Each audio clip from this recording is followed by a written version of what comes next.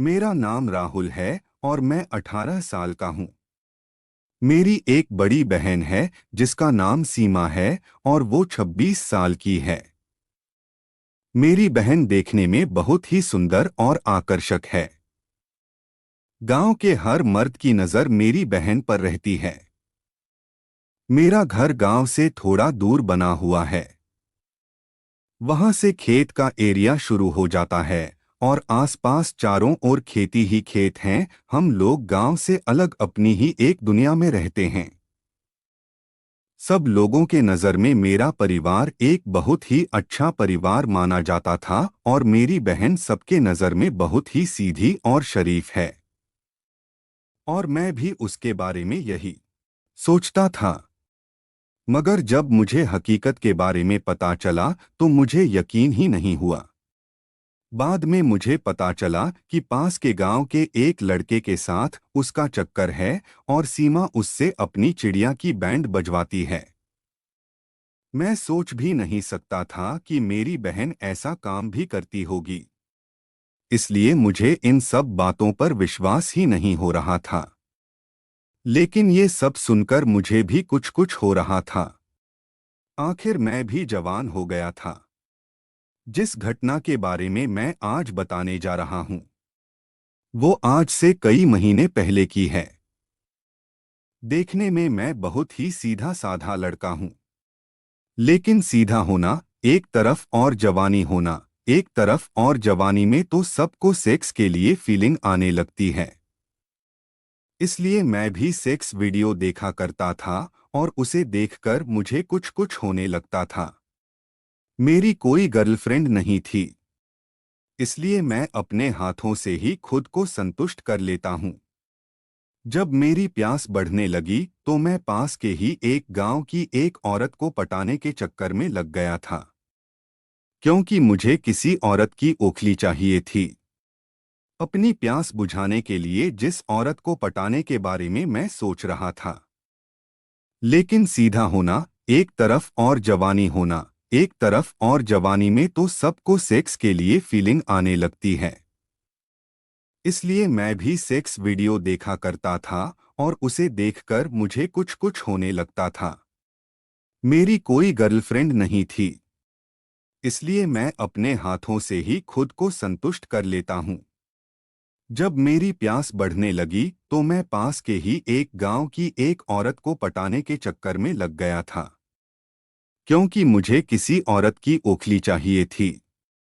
अपनी प्यास बुझाने के लिए जिस औरत को पटाने के बारे में मैं सोच रहा था उसके बारे में मुझे पता चला कि वह पैसों के लिए अपने ओखली उधार देती है। मैंने भी सोचा कि मुझे भी उस औरत की ओखली मिल जाए तो अंदर बाहर का खेल खेलने में मजा आ जाएगा। वह औरत रोज मेरे वहां से गुजरती थी। उसका खेत मेरे खेत के पास में ही था। वह अपने खेत में सरसों और कुछ सब्जियां उगाया करती थी। जब वो औरत खेत पर आती थी तो मैं कोई ना कोई बहाना करके उससे बात किया करता था, मगर सीधे मुंह बोलने की हिम्मत नहीं होती थी। मैं कुछ दिनों बाद मैंने भी हिम्मत करके बोल ही दिया कि भाभी आप बहुत सुंदर लगती हो। वो बोली अच्छा तो मैं क्या करूं। मैंने कहा आपको कुछ नहीं करना, बस आप कभी कभी मुझसे बात कर लिया करो। मैंने अपना मोबाइल नंबर लिखकर दे दिया। उसने नंबर ले लिया और कुछ नहीं बोली। मैंने कहा जब दिल करे मुझे इस नंबर पर फोन कर लेना। वो बोली ठीक है। उसी रात उसने मुझे कॉल किया और उससे बातें होने लगी। अब हर रोज हमारी बात फोन पर होती थी। मगर अभी तक मेरी हिम्मत यह नहीं हो रही थी कि मैं उससे उसकी चिड़िया या ओखली मांग सकूं, ताकि मैं अपना डंडा उसमें घुसा सकूं। एक दिन वो औरत बोली कि मुझे कुछ जरूरी काम है। उसको घर का राशन लेने जाना है, मगर उसके पास पैसे नहीं हैं। उसने कहा तुम्हारे पास 2,000 रुपए हो तो मुझे दे दो, मैं अगले महीने तुमको वापस लौटा दूंगी। मुझे अभी सख्त जरूरत है पैसे की। मैंने कहा ठीक है, पैसा मिल जाएगा।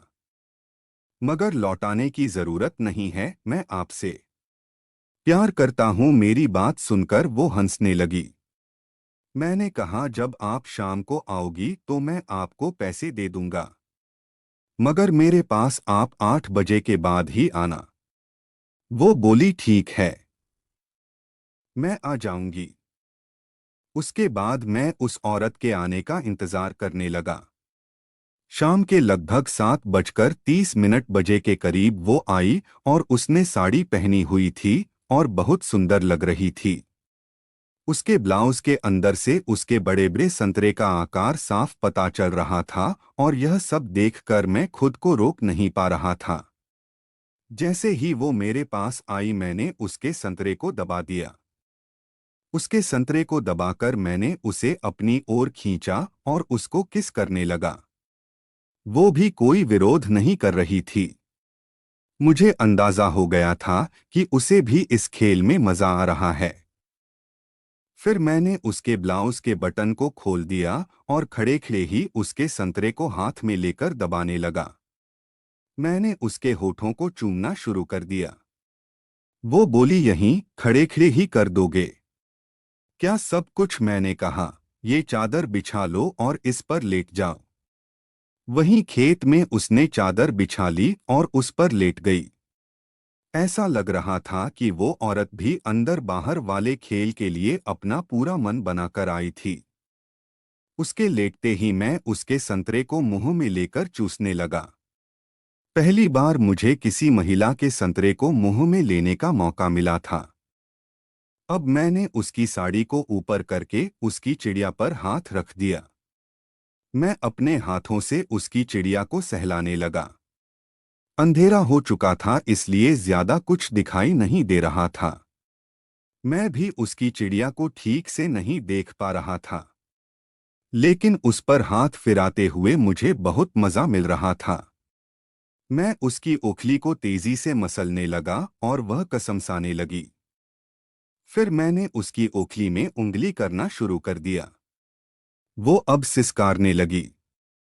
फिर मैंने एकदम से हाथ को हटाकर उसकी ओखली पर अपना मुंह ही लगा दिया और उसे चाटने लगा और मुझे बहुत मजा आ रहा था। उसकी ओखली की खुशबू में मैं मदहोश होने लगा और जोर जोर से उसकी चिड़िया को चूसने लगा। वो भी मजे ले रही थी। उसको कोई डर नहीं लग रहा था, जबकि मुझे काफी डर लग रहा था कि ऐसे खुले में सेक्स करते हुए कोई देख ना ले। मैं उसकी चिड़िया को चाय की चुस्की की तरह चूस रहा था। कुछ देर ऐसा करने के बाद मैंने अपना नागराज उसकी ओखली में लगा दिया और उसे अंदर धकेलने की कोशिश करने लगा। फिर मैंने जोर से धक्का लगाया और डंडा अंदर चला गया और फिर मैं बहुत जोर जोर से अंदर बाहर करने लगा। वो भी गर्म हो गई थी और इन सब में मेरा साथ दे रही थी। 10 मिनट तक ऐसे ही करता रहा और फिर मेरा रस उसकी ओखली के अंदर ही निकल गया। इस तरह उस रात से ही उस औरत के साथ खेल खेलने का सिलसिला शुरू हो गया था। जब भी मैं उसे पैसों की जरूरत होती, वो मेरे पास खेलने आ जाती थी और मैं मजे के साथ उसके साथ अंदर बाहर का खेल खेलता। अगर मेरी कहानी आपको अच्छी लगी हो तो प्लीज़ इसे लाइक करें और मेरे चैनल को सब्सक्राइब करें और मुझे मोटिवेट करें ताकि मैं और भी अच्छी कहानियों को लेकर आऊं।